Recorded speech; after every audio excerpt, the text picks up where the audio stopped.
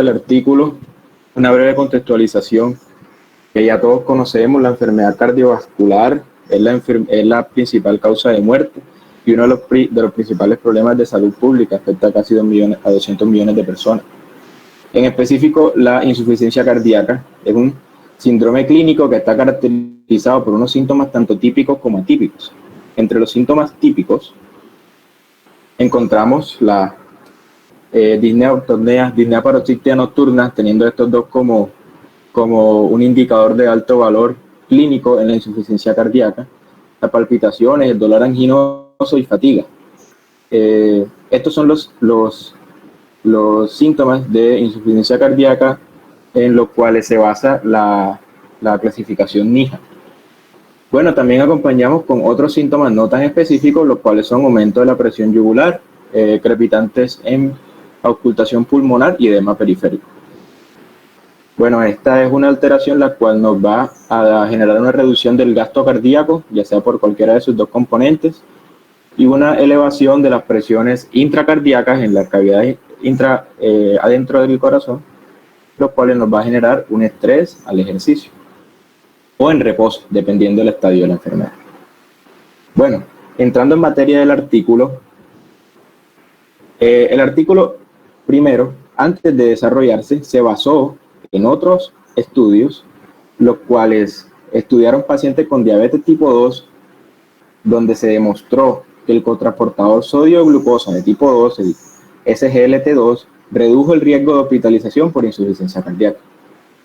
Esto que llevó a que se postulara la posibilidad de que mecanismos de acción que diferían de los que generalmente se postulan para explicar los beneficios cardiovasculares de terapias para reducir la glucosa. En otras palabras, de que se dieron cuenta que además de los mecanismos ya conocidos, el organismo posee para disminuir el riesgo de llegar a una insuficiencia cardíaca correspondiente hacia la disminución de la glucosa, se dieron cuenta que habían otros mecanismos más desconocidos, los cuales este estudio que a continuación vamos a hablar fue lo que trató de buscar. Entonces, se propusieron unos mecanismos de acción protectores, los cuales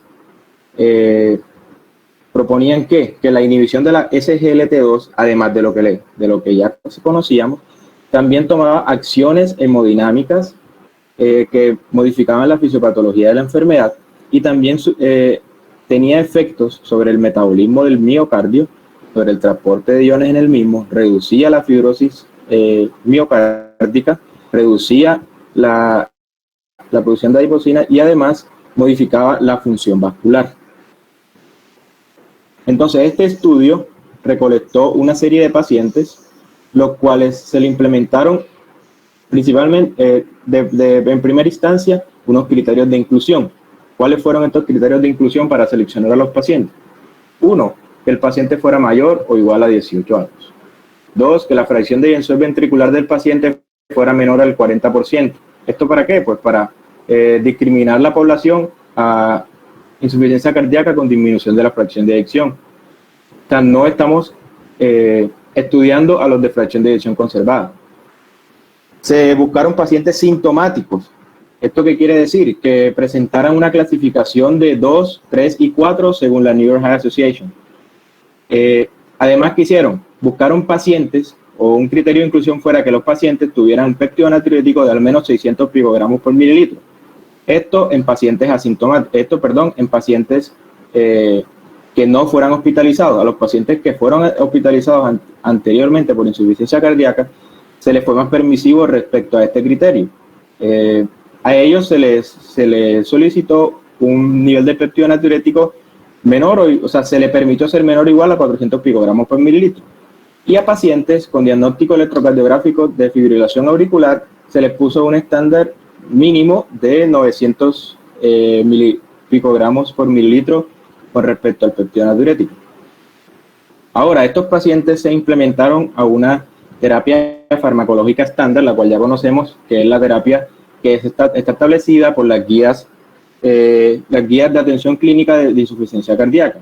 A los pacientes se les suministró un IECA, un ARA2 o en su defecto fue una molécula de sacobutiril valsartán, un beta bloqueador a menos, aquí hubo una especificación de que este estuviera contraindicado para el paciente, y un antagonista de receptor de mineralocorticoides. Las dosis de estos fármacos se ajustaron siguiendo las recomendaciones de la guía. Bueno, también hubo unos criterios de, otro criterio de inclusión aplicado a los pacientes fue que aquellos pacientes los cuales padecían diabetes tipo 2, se les permitió seguir tomando sus terapias hipoglucemiantes, pero las dosis debían ser modificadas evitando el riesgo de hipoglucemia. Porque, como ya sabemos, el estudio era con un inhibidor de cotransporte de sodio glucosa. Entonces, estos pacientes, los pacientes diagnosticados con diabetes tipo 2, los cuales estaban en tratamiento con sulfonilurea y con insulina, se les permitió la modificación de las dosis, al igual que los pacientes que tuvieran un nivel de hemoglobina glucosilada mayor o igual al 7%. Con respecto a los criterios de exclusión, fueron los siguientes: el tratamiento reciente con efectos secundarios inaceptables a inhibidor de la SGLT2, el paciente que presentara evidencias de que tuviera una reacción adversa a la inhibición de este cotransportador, se excluía del estudio. Los pacientes con diabetes tipo 1 también se excluían del estudio. Pacientes con síntomas de hipotensión, con presiones arteriales sistólicas menores a 95 milímetros de mercurio también se excluyeron, y pacientes con tasa de filtración glomerular estimada menor a 30 mililitros por minuto por 1.73 metros cuadrados también se excluían del estudio. Luego de que se les seleccionó a los pacientes mediante estos criterios de inclusión y exclusión, los pacientes se sometieron a un periodo de evaluación de 14 días para verificar dichos criterios. Luego de ello, se hizo una asignación aleatoria de los pacientes para recibir, ya fuera dapaglifosina o un placebo en iguales cantidades, 10 miligramos una vez al día, y se estableció una proporción de 1 a 1.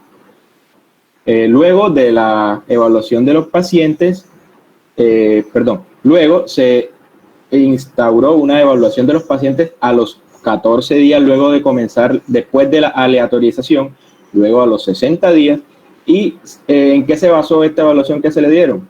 Se le dio un enfoque en insuficiencia cardíaca, claro está, en el volumen sanguíneo que poseían los pacientes, en los efectos adversos que podrían comenzar a desarrollar, se le evaluó su función renal y se le midieron los niveles de potasio. Esas fueron las valoraciones que se hicieron a los 14 y a los 60 días. Se permitió la interrupción de dapaglifosina o placebo si se producía embarazo o cetoacidosis diabética. Además, se permitió también la reducción de dosis de dapaglifosina o placebo respectivamente a 5 miligramos por día, o la interrupción temporal de estos mismos en caso que hubiera una disminución de la tasa de filtración glomerular estimada, una disminución del volumen sanguíneo o crisis hipotensiva. Entonces, ¿qué resultados se encontraron? ¿Qué resultados cualitativos se encontraron luego de dichas evaluaciones, tanto a los 14 como a los 60 días? Entre tantas, se encontraron unos resultados primarios, unos resultados secundarios, los cuales, entre algunos de ellos, voy a nombrar, por ejemplo, la hospitalización y la urgencia por falla cardíaca. Algunos pacientes la presentaron.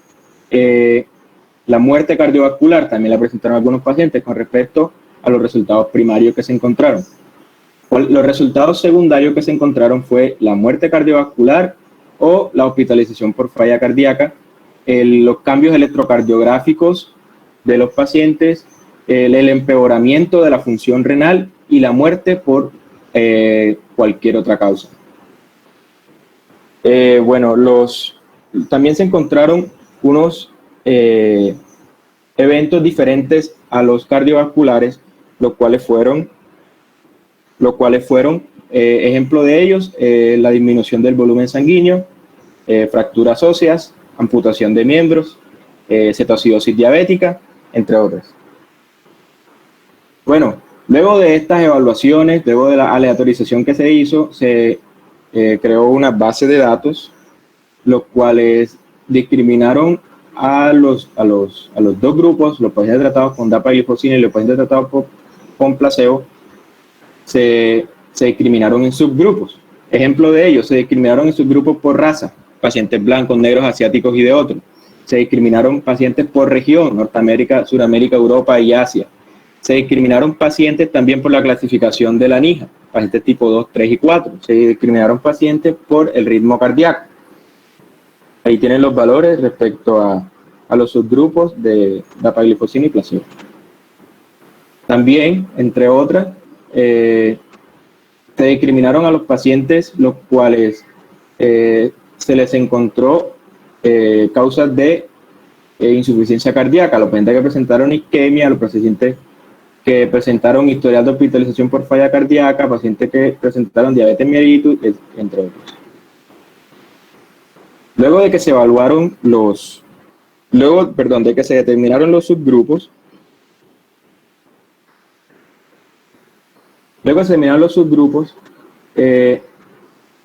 se hizo un análisis estadístico. Al principio del estudio se tenía estimado la participación de 4.500 pacientes.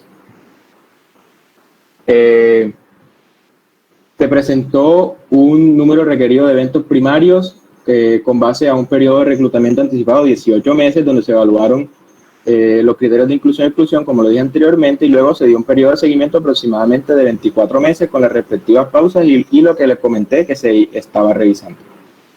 El procedimiento fue un procedimiento de prueba cerrado, con pruebas jerárquicas específicas de los resultados primarios y secundarios que se los nombré anteriormente. Se utilizó un modelo mixto para mediciones repetitivas para analizar medidas longitudinales, ejemplo de ellas, el nivel de hemoglobina glucosilada, el peso corporal, entre otros. Además, se utilizó modelos de estimaciones, como por ejemplo el de Kaplan-Meier y los modelos de riesgo proporcionales Cox.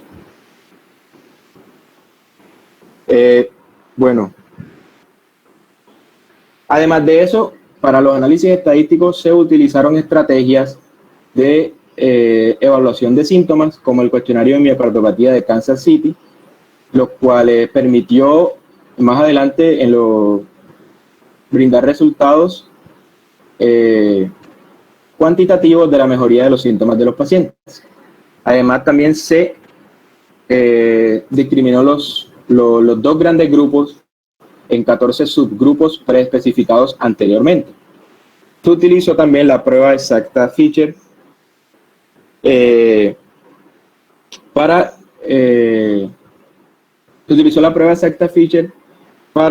ver si existía una correlación entre las dos variables cualitativas de los dos grupos generales. Luego de este análisis estadístico se encontraron estos resultados. Entre tantos, fueron los siguientes: el empeoramiento de la insuficiencia cardíaca o muerte por causas cardiovasculares ocurrió en un total del general de pacientes correspondiente a 386 pacientes, los cuales correspondían al 16.3% de pacientes que fueron tratados con dapagliflozina y en 502 pacientes en el grupo de placebo, los cuales correspondió a ese grupo el 21.2%.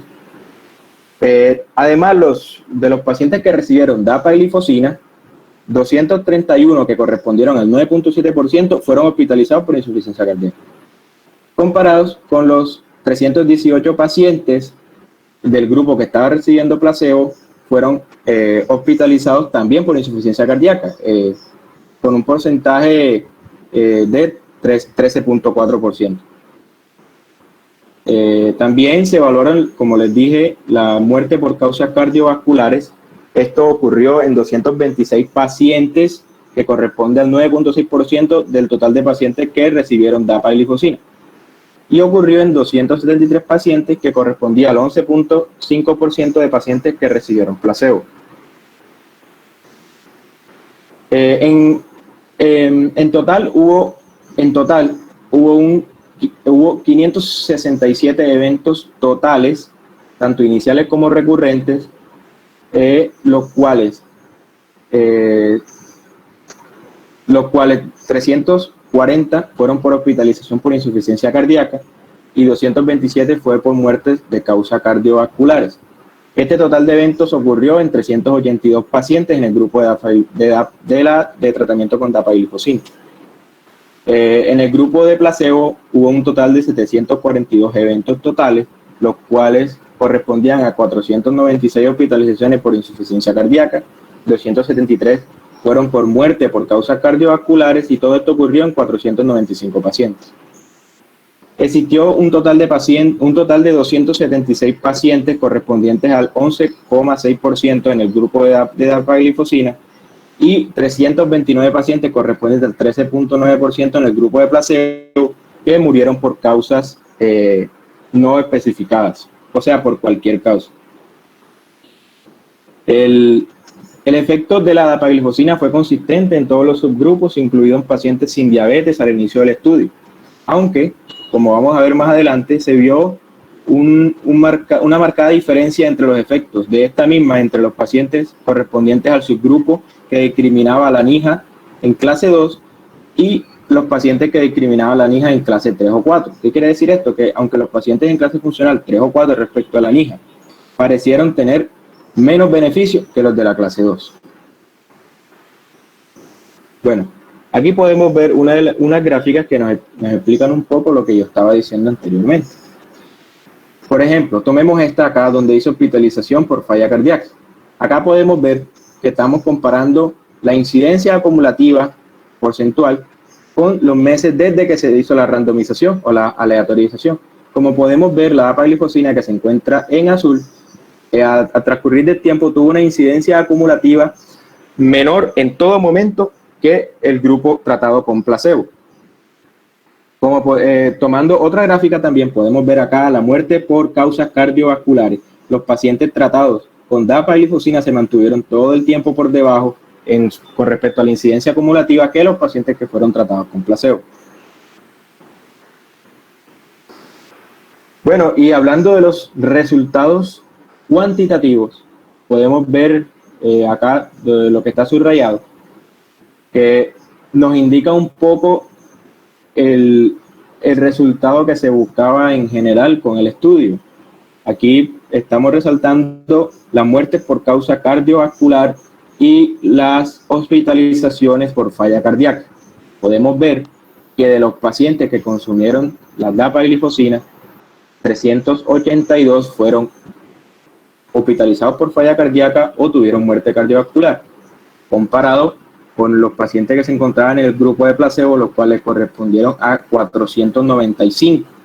Una diferencia bastante significativa que vamos a analizar más adelante.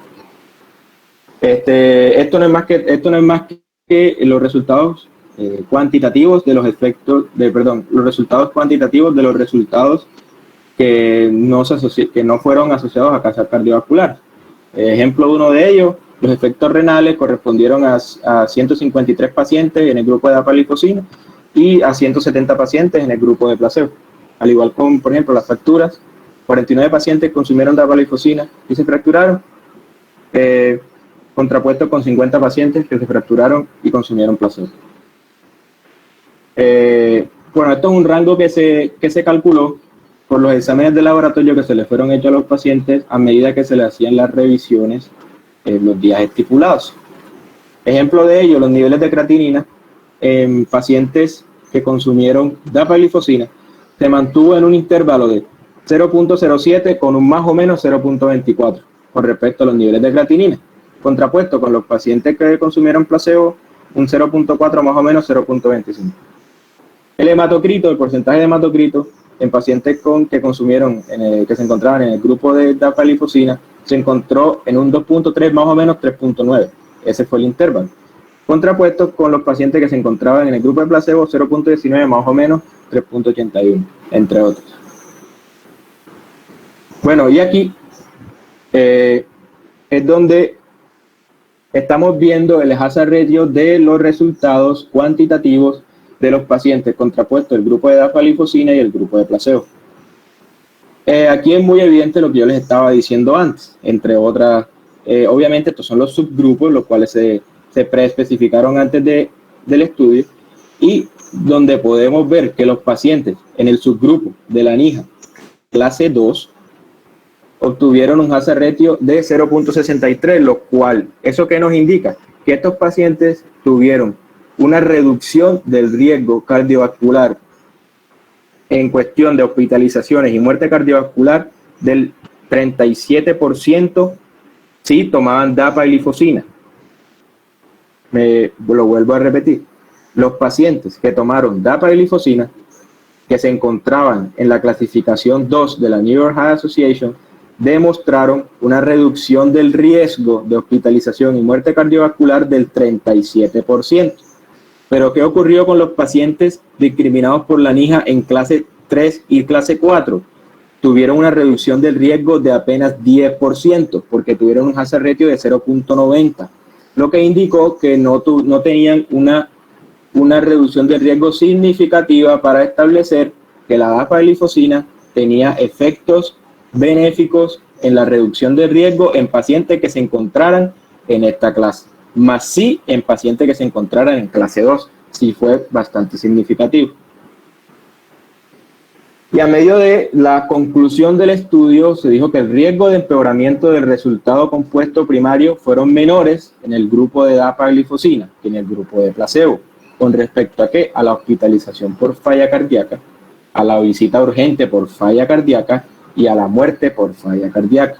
La dapaglifosina fue tan efectiva en el 55% de los pacientes sin diabetes tipo 2 como en aquellos con diabetes. La disminución de riesgo del resultado primario fue generalmente consistente, lo que les decía antes, en los subgrupos observados, los cuales obtuvieron menores beneficios en la clase 2 de la NIHA. También se utilizaron criterios específicos de inclusión o exclusión que pueden haber limitado la generalización de los hallazgos. El beneficio de la dapaglifosina fue similar en pacientes tratados con sacabutiril-valsartán en vez de con un ARA2. Muchas gracias. Bueno, muy bien, todo ajustado al tiempo. Vamos a abrir una sesión de preguntas. Solicito, bueno, a los integrantes del grupo, o sea, ¿cuál es la idea, el objetivo educativo de hacer QR Revista? Ustedes se vayan familiarizando con los artículos que uno hace o necesita para ir pues aumentando su conocimiento. Y los temas que vamos a revisar todos tienen que ver obviamente con medicina interna. Y aquí nosotros, obviamente, para analizar los trabajos, muchos de estos trabajos son relacionados con la farmacología. En farmacología a veces nosotros vemos una farmacología básica, de pronto acá podemos ampliar un poco más. Pero también es importante que ustedes, por ejemplo, conozcan algo de lo que es la aplicación de la estadística, la misma epidemiología, etcétera, y lo que tienen que ver, o sea, lo que es basado en lo que es la evidencia. Entonces, esta pregunta es para los del grupo. O sea, ¿qué conocen ustedes de la evidencia? ¿Cuáles son los grados de evidencia que ustedes conocen? Y este artículo, ¿en qué categoría quedaría? Bueno, ¿puedo responder yo, doctor? El que, no el que expuso, alguien diferente. Yo, doctor. Listo, doctor.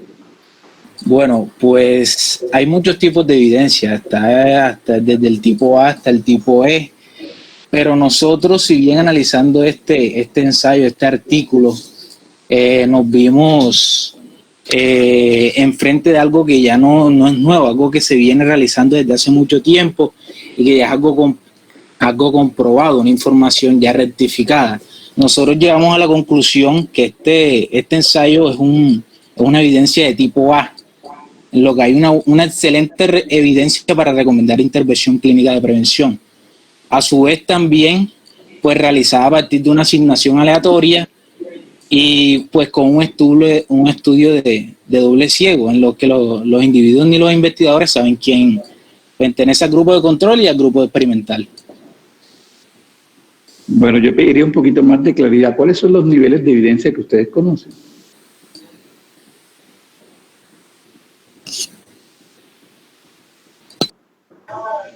Doctor, yo le comento. Sí, diga. Los niveles de evidencia que conocemos, o sea, tenemos desde el nivel de evidencia A, B y C. Entonces, por lo general, los niveles de evidencia A son los que provienen de los estudios, que son varios, se realizan varios estudios clínicos o de metaanálisis. Los de nivel de evidencia B son datos o, digamos, información que proviene de un único ensayo clínico o que es aleatorizado, o de grandes estudios que no son aleatorizados. Y el nivel de evidencia C, digamos que ya sería como un consenso de expertos o pequeños estudios retrospectivos y registros que se encuentran. Bueno, ¿alguien quiere ampliar esto? O sea, uno conoce los tipos de evidencia, también, bueno, le pego una ayuda, niveles de evidencia. ¿Ustedes qué saben de eso? Doctor, yo quisiera hacer un aporte. A ver, digan. Bueno, como yo nombré al principio de la presentación, este no era un estudio aislado, no era una hipótesis nueva, sino que el estudio tomó la hipótesis de, valga la redundancia, estudios anteriores en los cuales comenzaron a darse cuenta que los inhibidores del receptor SGLT2 generaba beneficios cardiovasculares más allá de los que generaba la disminución de la glucosa.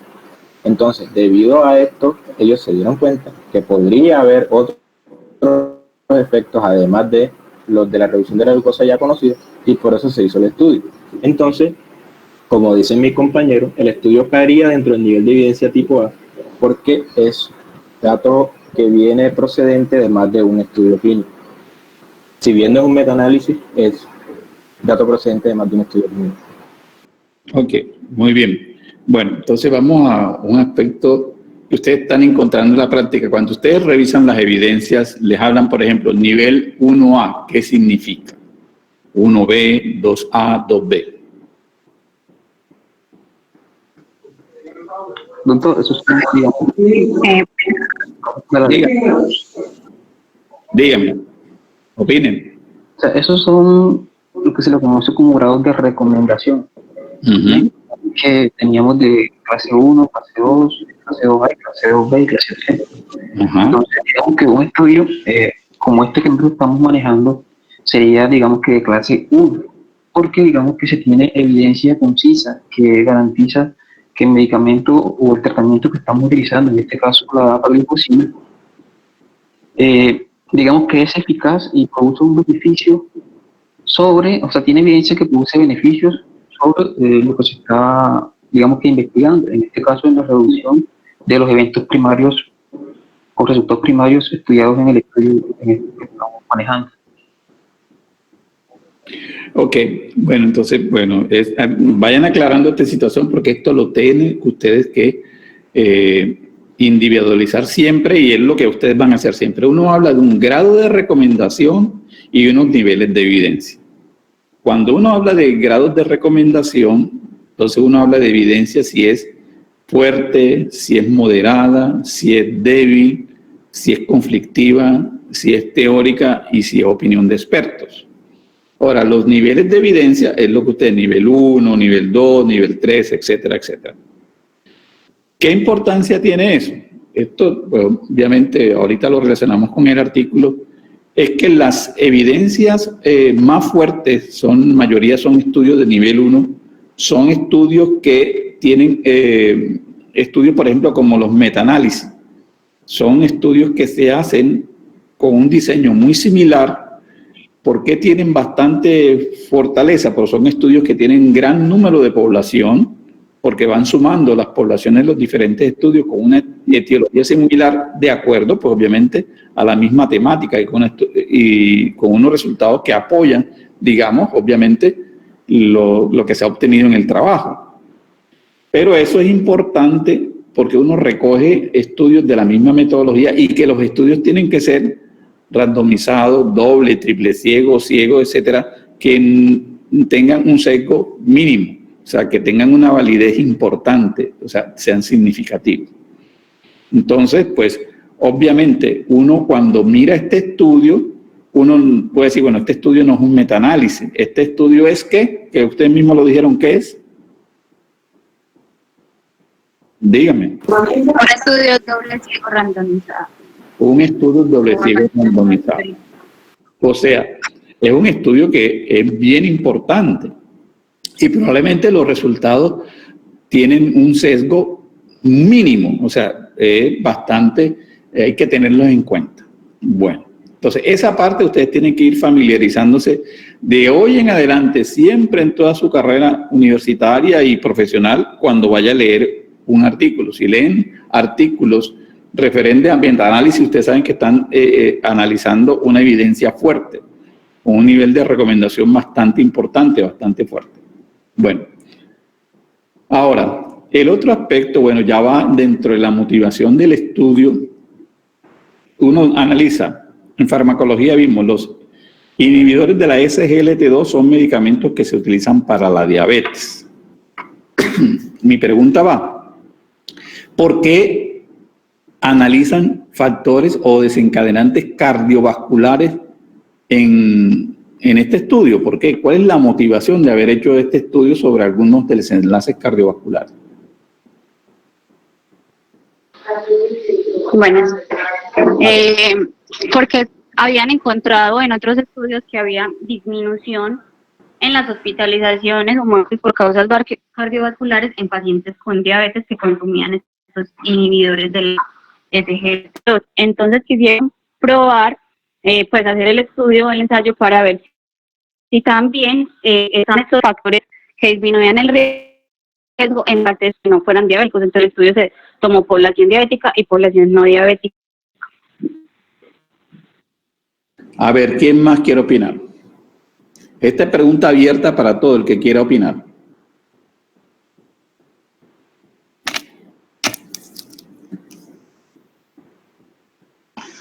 Doctor, yo creo que el estudio también está motivado por el hecho de la menor incidencia de insuficiencia cardiovascular, cardíaca que se presentó en los pacientes con diabetes que estaban siendo tratados con niveles del SGLT2.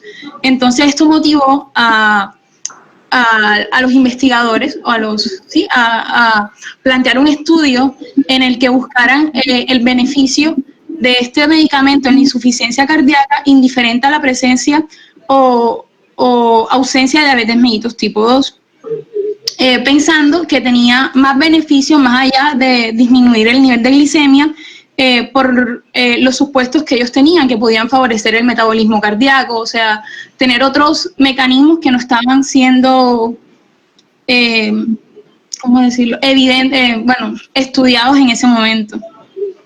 Bueno, esta pregunta es para el grupo, o sea, realmente si el efecto no solamente es el control de la glicemia, sino el metabolismo cardíaco, ¿en qué parte del metabolismo? ¿Por qué en el metabolismo cardíaco? ¿Qué tienen que ver estas moléculas con el metabolismo cardíaco?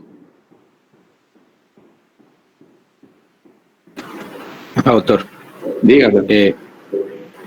Conociendo la fisiopatología de la insuficiencia cardíaca, un punto clave en ella es el remodelado ventricular. Entonces, como ya sabemos, el remodelado ventricular es multifactorial, o sea, que él llega a reducir la hipertrofia del miocardio, la consecuente necrosis y la consecuente fibrosis por diferentes causas, entre ellas alteraciones hemodinámicas, sobrecarga adrenérgica, aumento de tanto la precarga como la poscarga.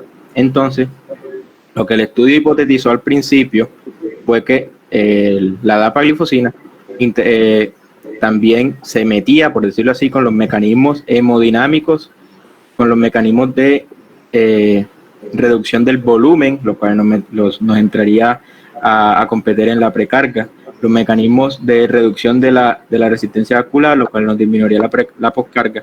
Entonces, en general, se dijo que la dapaglifosina se metía no solamente, como ya han dicho los compañeros, con la reducción de la glucosa, sino también con efectos en la función vascular, en las alteraciones hemodinámicas, lo cual disminuirían el remodelado ventricular.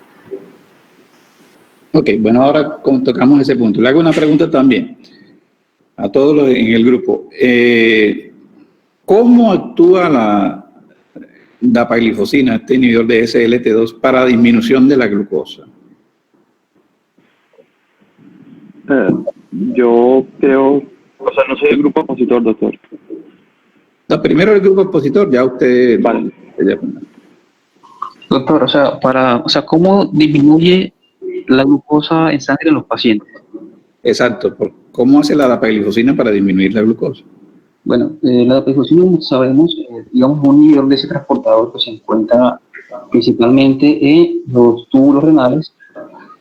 Entonces, es lo que hace inhibir ese transportador. Ese transportador que es un transportador, lo que hace es meter el sodio y glucosa, o sea, reabsorber el sodio y glucosa, cerca de casi un 90%. Entonces, una vez inhibimos este cotransportador, se va a permitir excretar toda esa glucosa por la orina. Por tanto, va a disminuir la glucosa en sangre. ¿Qué diferencia tiene estos inhibidores SGLT2 con relación a los otros hipoglicemiantes o antihiperglicemiantes orales? Cualquiera. El órgano diana. El órgano diana. ¿Quién más quiere opinar? Esta pregunta abierta para quien quiera opinar. También favorece la natriuresis.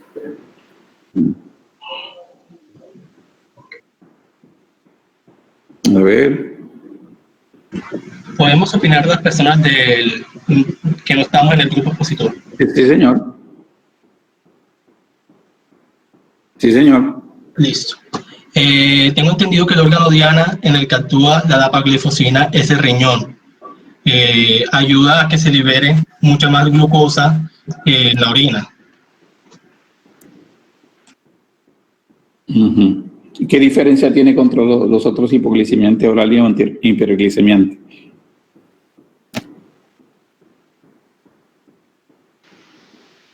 Profesor, habríamos que tener en cuenta que este medicamento no solamente actúa en cuanto a los niveles de glucosa, sino que precisamente lo que comentaba el compañero Iván Peña, lo que va a generar este medicamento es que no se vaya a reabsorber sodio y glucosa. Entonces no solamente interviene en el metabolismo de la glucosa, sino que interviene en la volemia. ¿Cómo así en la volemia? Recordemos el poder osmótico que tiene el sodio a nivel cardiovascular. Entonces, al yo disminuir la reabsorción de sodio, disminuyo también la volemia porque induzco a la diuresis por osmosis. Ok, a ver, ¿quién más? ¿Quién quiere opinar? Bueno, sí, adelante, Iván. Que pues otras diferencias del mecanismo de acción es que de los hipoglicemiantes, unos actúan disminuyendo la gluconeogénesis hepática o aumentando la secreción de insulina. En cambio, ese está pues el mecanismo de acción de bloquear como tal el receptor para que no se reabsorba. Ok, muy bien, Mayra. Bueno, una cosa que es importante que ustedes tienen que tenerlo presente siempre es que la disminución de la glucosa de los inhibidores SGLT2 no depende de la insulina, no actúa a través de alguna alteración de la secreción de insulina como son los secretagogos y todo eso. Es un efecto, como ustedes muy bien lo han explicado, de inhibición de la reabsorción de glucosa y sodio a nivel del túbulo. Y ese es el mecanismo por el cual disminuye la glucosa. Entonces, con eso, ¿qué ustedes pueden deducir? Si el paciente no actúa o no recibe esta medicación y no actúa por la insulina, la probabilidad de hipoglicemia es muy poca, casi nula prácticamente, a menos que se esté combinando con un medicamento que disminuya, obviamente, o que aumente la secreción de insulina o produzca hipoglicemia por otro mecanismo, por ejemplo, con la sulfonilurea. Y esa hipoglicemia no es ocasionada por el SGLT2, es una cosa importante, a diferencia de los otros hipoglicemiantes. Lo otro que ustedes tienen que aprender, y obviamente este ejercicio lo vamos a hacer con otros clubes de revistas que vamos a estar relacionados con este, es que además de producir aumento de la glucosa, tiene un efecto sobre el metabolismo de los lípidos. Eso ya vamos a quedar para el otro grupo, yo le voy a poner un club de revistas y obviamente ahí vamos a ahondar un poquito. ¿Pero qué pasa? Un efecto farmacológico producto de la farmacocinética y farmacodinámica es que en los pacientes que reciben los SGLT2 hay una mínima cantidad de cuerpos cetónicos que se producen. Y además de eso, pues el metabolismo lipídico del corazón, que es la principal fuente de energía del corazón, el metabolismo se mejora. Entonces, eso es una de las explicaciones que se dan para el efecto que tiene el corazón. O sea, eso algunos autores lo han llamado como el gran combustible, los efectos que produce la dapaglifosina. Entonces, pues, es algo que uno tiene que ir viendo cuando uno va a dar esta medicación, que no solamente va a obtener el beneficio en la disminución de la glucosa, como ustedes bien han presentado el estudio, miren todos los efectos que tiene sobre una consecuencia de la cardiopatía, que es la falla cardíaca, la disminución de las hospitalizaciones. O sea, con ende uno deduce el funcionamiento del corazón mejora. Entonces, es por eso que cuando ustedes tienen un paciente diabético, ya aquel concepto que era glucocéntrico, o sea, que es solamente centrado en disminuir la glucosa, ha cambiado mucho. La idea es que ustedes den un tratamiento que además de disminuir la glucosa, y obviamente la hemoglobina glicosilada, también impacte sobre las complicaciones que puede tener o comorbilidades que el paciente pudiese tener, como por ejemplo la presión arterial, los efectos a nivel del funcionamiento cardíaco, neurológico, etcétera. Ya ustedes lo mencionaron, que si el paciente tiene aumento de la glucosuria, baja el sodio, obviamente la volemia de este paciente, ¿cómo va a estar? ¿Cómo va a estar la volemia? Si disminuye la volemia, ¿cómo va a estar la presión? ¿O qué efecto tendría sobre la presión? Igual. Disminución de También disminuye. Entonces, son efectos benéficos que son una causa de ese beneficio sobre la patología catastrófica que en este estado llamando, que es la falla cardíaca. Bueno, hay una cosa que también les quiero aclarar, obviamente, pero yo hice la pregunta, pero veo que esa parte no la han profundizado todavía. ¿Por qué estas moléculas se utilizan ahora y se tienen que ver relacionadas con desenlaces cardiovasculares? Hace aproximadamente 12, 15 años, cuando comenzaron a salir las nuevas moléculas diabéticas, para la diabetes antidiabética, hubo un grupo, o hay un grupo que todavía existe, que son las tiazolidinedionas. Ustedes lo vieron en farmacología, ¿cierto? ¿Eso lo vieron en farmacología? ¿Sí lo vieron o no lo vieron? ¿Y el silencio qué dice? Porque veo que están callados. Sí, lo vemos, profesor. Ok. Un efecto secundario que tuvieron esas nuevas moléculas para la diabetes fue que ellos aumentaron la mortalidad cardiovascular. Primero hepatopatías y luego mortalidad cardiovascular. Entonces los entes reguladores, tanto americanos como europeos, obligaron y pusieron una cláusula: toda molécula que será aprobada para tratar la diabetes tiene que tener seguridad cardiovascular. Porque imagínense ustedes que para tratar de enmendar el problema de la diabetes iban a aumentar la mortalidad cardiovascular, era algo que no tenía sentido. Por eso, desde ese entonces, cualquier propuesta para tratar la diabetes debe ir incluido un estudio de seguridad cardiovascular. La norma que estableció decía, se demuestra que no causa perjuicio, o sea, que no había beneficio. ¿En qué sentido? Si la molécula nueva, por ejemplo, un grupo que son los inhibidores de la DPP4 cuando salieron al mercado, ellos hicieron sus estudios de seguridad cardiovascular, no producían ningún efecto perjudicial para el corazón, pero tampoco eran superiores al tratamiento estándar. ¿Cuál era el tratamiento estándar hasta ese momento? Obviamente la metformina, las sulfonilurias, etc. Resulta que cuando salieron estas moléculas, los inhibidores de SGLT2, ya hace más o menos 4 o 5 años, que salieron al mercado, una primera molécula que salió al mercado fue la empaglifosina. Y en el estudio de seguridad cardiovascular que ellos hicieron para validar su aprobación, no solamente mostraron que era igual al tratamiento estándar, sino era superior. Entonces, ese es el artículo que yo les voy a mandar a uno de los grupos la próxima semana para que ustedes, obviamente, lo presenten. Entonces, toda molécula nueva que salga tiene que tener estudio de seguridad cardiovascular, y es por eso que otro grupo que ustedes vieron en farmacología, que probablemente uno no ahonda mucho todavía porque todavía no están muy introyectados en nuestro currículo, que son los análogos LP1, también tienen beneficios sobre la seguridad cardiovascular. No solamente no producen perjuicios, sino que son superiores al tratamiento estándar.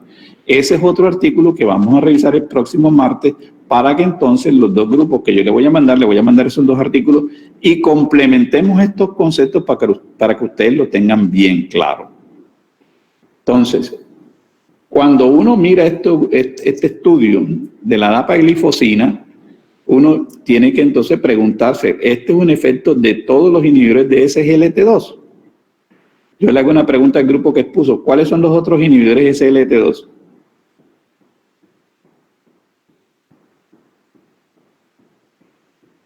¿Aló? Acá, doctor. Bueno, tenemos la dapaglifosina, la canaglifosina, empaglifosina, inhibidores todos del receptor SGLT2. Ok, bueno, sí, eso es un grupo. Entonces, luego lo que uno trata de verificar es si este efecto que tuvo esta molécula es lo que se llama efecto de clase. O sea, que si es un efecto que realmente puede ser atribuido a todo el grupo. Y eso lo vamos a ir aclarando cuando revisemos estos estudios.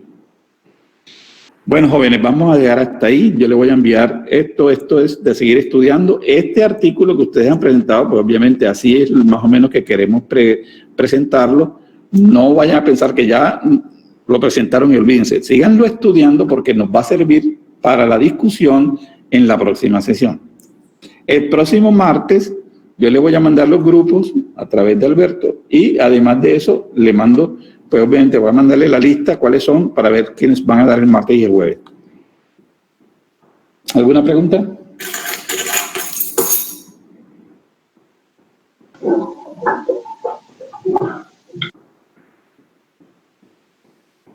No hay preguntas. Bueno, chicos, entonces nos vemos. Doctor, dígame. O sea, ahora vamos a hacer club de revista martes y jueves. Martes y jueves. Vamos a hacer dos sesiones, dos artículos el martes y el jueves. Porque es que tenemos 8 semanas y son todos los alumnos del curso. Entonces, queremos que todos aprovechen para poder hacerlo.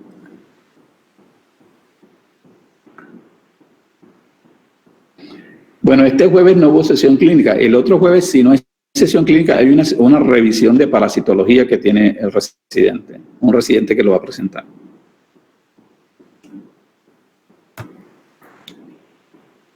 ¿Alguna otra pregunta? Bueno, chicos, que tengan buen día. Buen día, doctor. Muchas gracias. Buen día, gracias. Buen día, doctor. No se les olvide mandarme el informe por escrito. Lo que les doctor, gracias. Doctor, ya debe estar en su correo. Ok, gracias. Ya voy a revisar.